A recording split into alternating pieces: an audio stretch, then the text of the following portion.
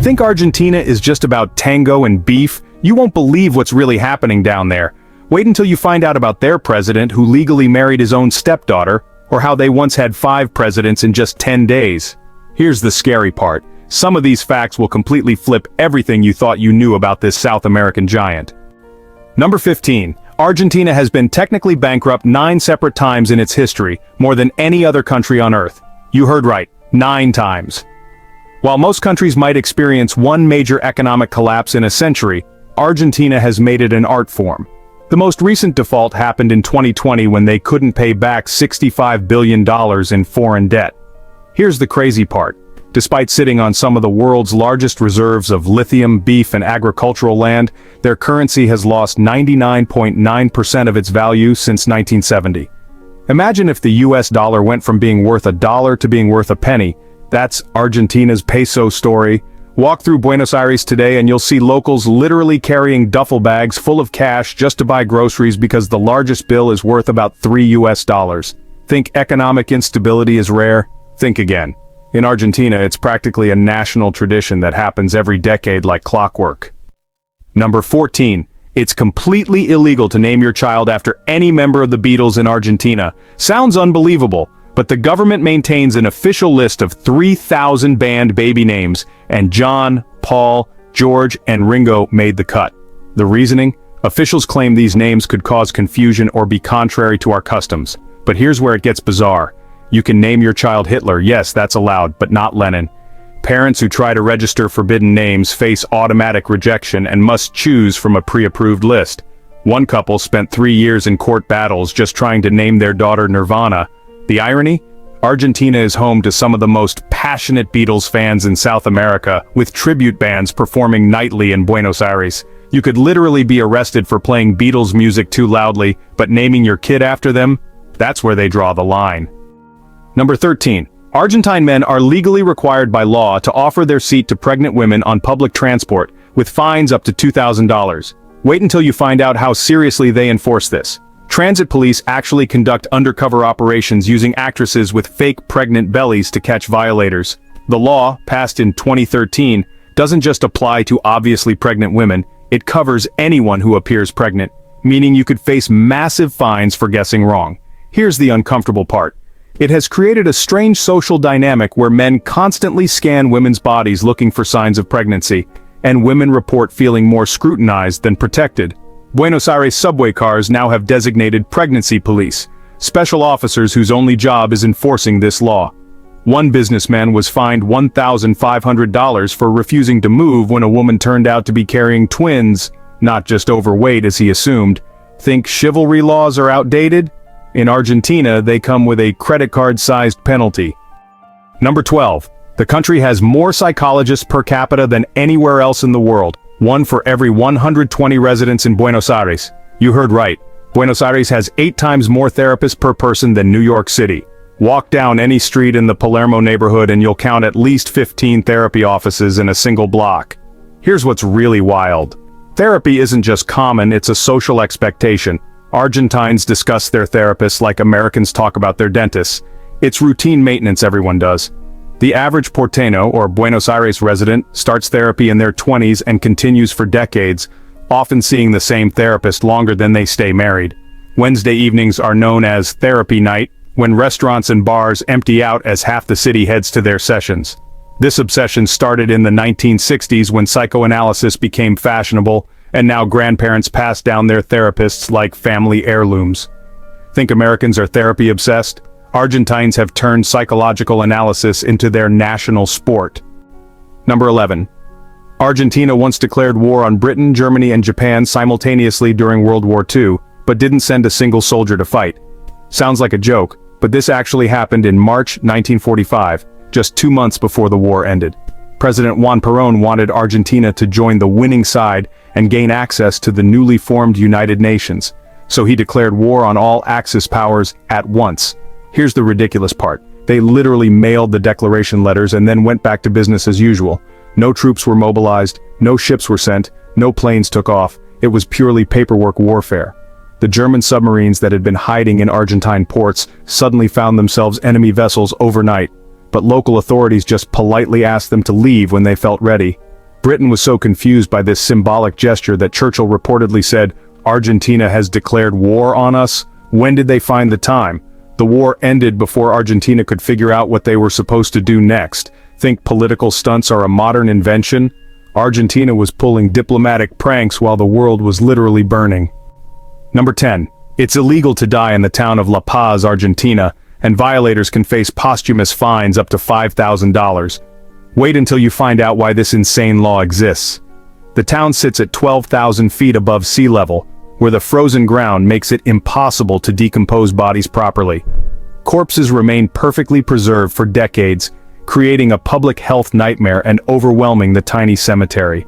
So in 2012, Mayor Sergio Mamani passed Municipal Ordinance 12-2012, making dying illegal and requiring residents to make every effort to stay alive. Here's the scary part: they actually enforce it. Families of deceased residents receive hefty fines, and the bodies must be transported to lower altitude towns for burial at the family's expense, often costing more than $10,000. The town now provides free gym memberships, mandatory health checkups, and even meditation classes to help residents comply with the Stay Alive law. One 89-year-old man was reportedly so terrified of bankrupting his family that he moved to a lower altitude, joking that he couldn't afford to die in La Paz. Think death and taxes are life's only certainties. In La Paz, Argentina, death comes with a payment plan. Number 9. Argentine restaurants are legally forbidden from providing salt and pepper shakers on tables, with establishments facing closure for repeat violations. You heard right. Since 2013, it's been illegal to automatically provide salt in restaurants as part of a national campaign against hypertension. The law applies to all 50,000 restaurants across the country, and health inspectors conduct surprise raids looking for contraband condiments. Here's where it gets absurd. Customers must specifically request salt, and restaurants can only provide individual packets, not shakers. Many establishments have hidden salt speakeasies where regular customers know to ask for the special seasoning. One famous steakhouse in Buenos Aires was fined $8,000 and temporarily shut down after inspectors found salt shakers hidden under the bar. The black market salt trade has exploded, with street vendors selling tiny containers outside restaurants for $2 each. Tourists are constantly confused when their perfectly seasoned steak arrives with no way to add salt, not realizing they're witnessing a nationwide war on sodium. Think the government regulating your food is extreme? Argentina literally criminalized seasoning your own meal. Number 8. The country has a town called Fucking, population 104, that refuses to change its name despite decades of international mockery and stolen road signs. Sounds unbelievable, but this tiny village in Cordoba province has endured global humiliation for over 200 years rather than abandon their heritage. The name comes from an old Germanic word meaning place of Faco's people, but that doesn't stop the endless jokes. Here's the funny part. They've become accidentally famous, with tourists traveling thousands of miles just to take photos with the town sign. The mayor estimates they replace their stolen road signs 15 times per year at $800 each, making it one of Argentina's most expensive municipal expenses per capita. Local businesses have embraced the notoriety, with Fucking Good Pizza and Holy Fucking Church becoming legitimate establishments. The 104 residents take pride in their stubborn refusal to change, saying, "We've been fucking for centuries and we'll keep fucking forever." One resident jokes that tourists always ask, "How's life in fucking?" And they respond, "It's pretty fucking great." Think Americans have weird town names? Argentina has a place that's literally too proud to stop being fucking. Number 7. Argentina is the only country where it's completely legal to escape from prison, and escapees face no additional charges if they're recaptured. Wait until you find out the twisted logic behind this law. Argentine legal philosophy considers the desire for freedom so fundamentally human that attempting escape is a natural instinct, not a crime. However, here's the catch. Any crimes committed during the escape, like assault, theft, or property damage, are prosecuted separately and can add decades to sentences. This creates a bizarre game of clean escapes where prisoners plan elaborate breakouts that harm no one and damage nothing. One famous case involved inmates who dug a tunnel for 6 months, emerged outside the prison walls, and politely knocked on the warden's office door to turn themselves in, proving they could have stayed free, but chose not to. The recapture rate is actually higher than countries where escape is illegal because many escapees return voluntarily after proving their point. Prison guards report that this law has reduced violence dramatically since inmates channel their energy into creative escape plans rather than fighting. Think prison breaks are always criminal? In Argentina, they're considered a constitutional right with a gentleman's agreement attached. Number 6. The capital city of Buenos Aires has more bookstores per capita than any city in the world, but paradoxically has one of the highest functional illiteracy rates in South America. You heard right. There's one bookstore for every 450 residents, yet 25% of porteños struggle to read a simple newspaper article. Walk through any Buenos Aires neighborhood and you'll find gorgeous independent bookstores on every corner, many operating 24 hours a day, and serving coffee alongside classic literature. Here's what's really bizarre. These bookstores are packed with people who aren't actually reading. They've become social clubs where intellectuals gather to debate politics, philosophy, and football over wine and empanadas. The average Buenos Aires bookstore makes 60% of its revenue from cafe sales, not book sales. Many customers spend entire afternoons surrounded by thousands of books while scrolling through social media on their phones. One famous bookstore, El Ateneo Grand Splendid, built inside a converted theater, hosts 3,000 visitors daily, but sells fewer than 50 books. The irony runs so deep that literacy advocates joke about opening reading schools inside bookstores to teach people how to use the products surrounding them. Think book culture means reading culture? Buenos Aires proves you can be surrounded by literature while remaining functionally illiterate. Number 5. Argentina has a law requiring all citizens to carry their national ID cards at all times, and police can legally detain anyone for up to 24 hours for not having proper identification. Sounds like a police state, but here's the scary part. They actually enforce this religiously. Every Argentine over 16 must carry their DNI or national identity document everywhere, and spot checks happen constantly. During traffic stops, entering buildings, even walking down the street. Police conduct random document patrols where they stop groups of people and demand identification, especially targeting young people and foreigners. One American tourist spent 18 hours in jail simply because his passport was locked in his hotel safe during an evening walk. The penalties escalate quickly. First offense is a $500 fine, second offense can be up to $2,000 plus overnight detention, and third offense can result in a week in jail. Here's what makes it truly insane. Even Argentines forget sometimes, and there are entire Facebook groups dedicated to helping people track down their detained friends and family members.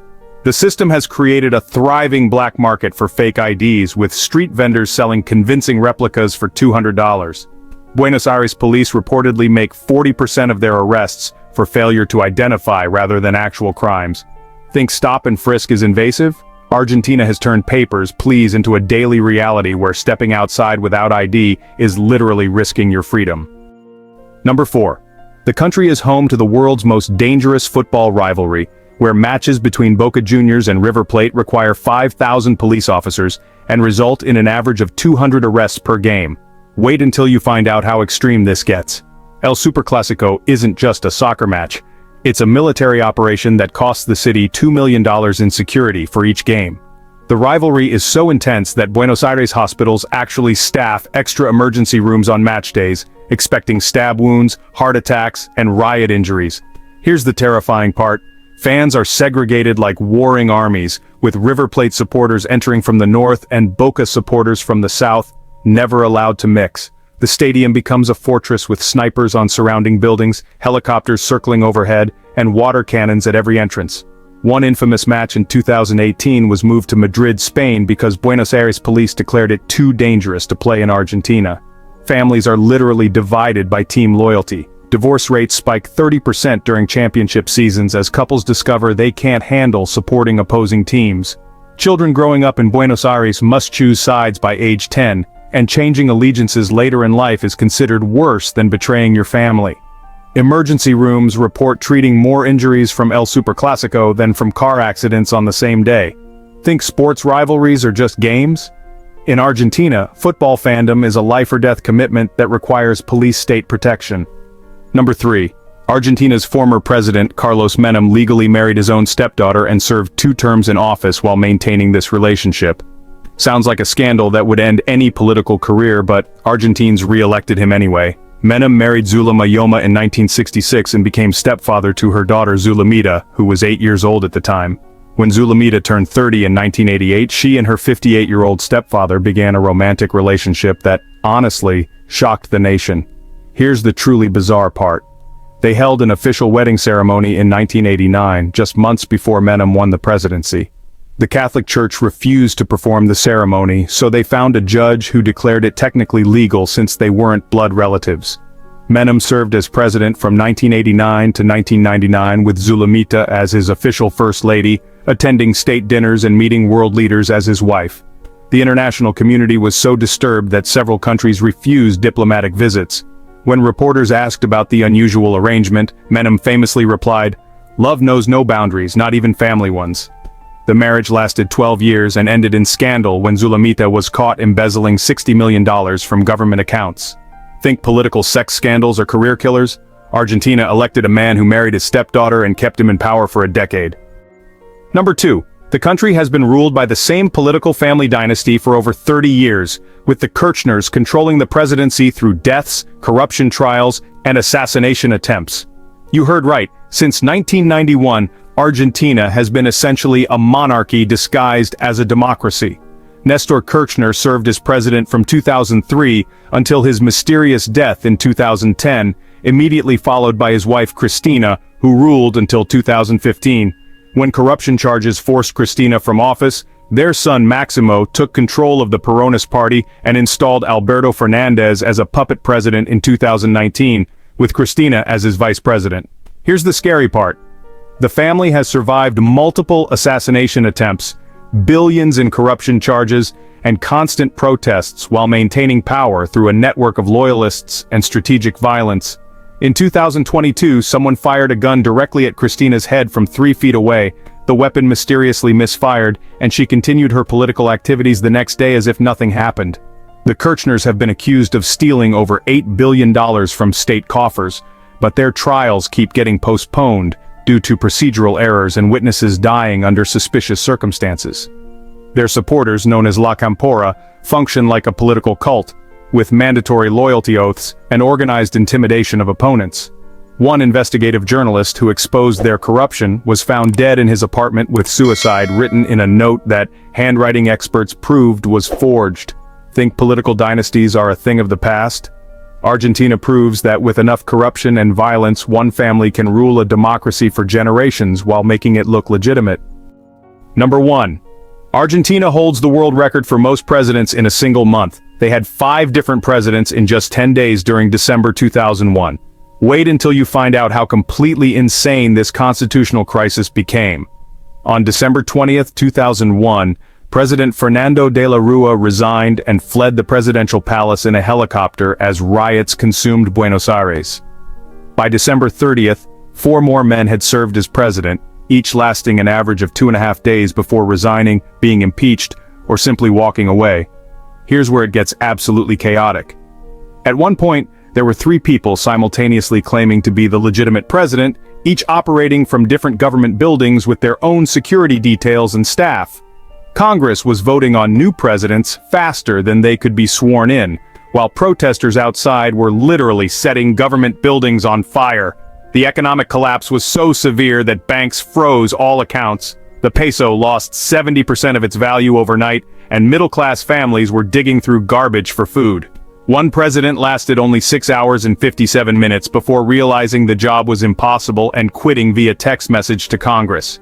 The final president of the month, Eduardo Duhalde, only accepted the position after making Congress promise he could serve without entering the presidential palace, which was still occupied by protesters. International leaders had no idea who to call for diplomatic relations, with the U.S. State Department reportedly keeping a whiteboard to track Argentina's current president. The whole crisis cost the country $200 billion and led to the largest sovereign debt default in world history. Think political instability is rare? Argentina managed to have more presidents in 10 days than some countries have had in 10 decades, proving that when things go wrong in Argentina, they go spectacularly, historically, unforgettably wrong. So we've just discovered Argentina's most shocking secrets, from illegal baby names to presidential musical chairs. Which one shocked you the most? Have you ever experienced anything this bizarre in your own country? Make sure to subscribe for more mind-blowing facts that'll completely change how you see the world.